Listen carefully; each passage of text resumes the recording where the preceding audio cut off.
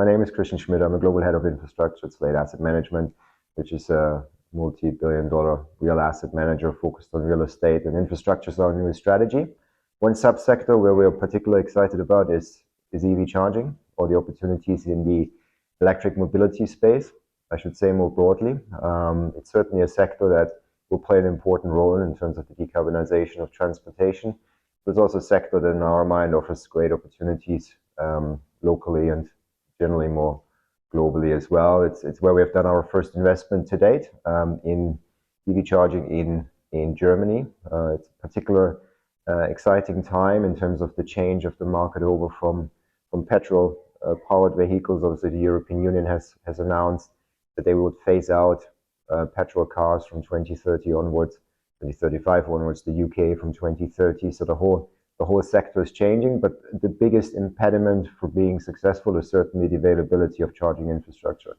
I mean, if you ask people on the street what's their biggest reason not to buy an electric vehicle, the answer most likely is going to get is distance.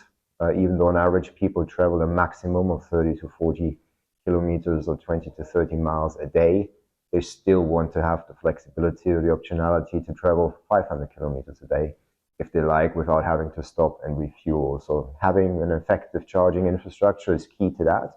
And the quicker we can deploy that infrastructure, the quicker we will be able to electrify our transportation system, or I should say the mobility around us. There's certain bottlenecks, especially in the wake of what happened in the Ukraine. Certain technical equipment like transformers is no longer readily available, which creates challenges in terms of the fast rollout. Even though there are regulatory drivers that prescribe you have to install charging infrastructure on public spaces, for example, in Germany by 2025, these targets will be hard to reach given the bottlenecks we see around transformers, which have 72-week lead times, and other technical equipment. That's why we took a different approach with our business. We are looking at battery buffered systems that have integrated batteries. We combine it with rooftop solar to generate green electricity, put this into our batteries, available then to be charged, but also be able to be put back into the grid if no one wants to charge his cars, will allow us maximum flexibility.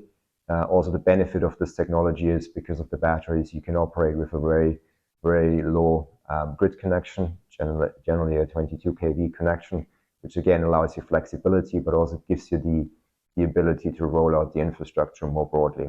So I think for us, as I said, a very exciting sector, a sector we feel very passionate about, a sector we're spending a lot of time on right now, and certainly crucial in terms of the development of the electrification of transportation going forward.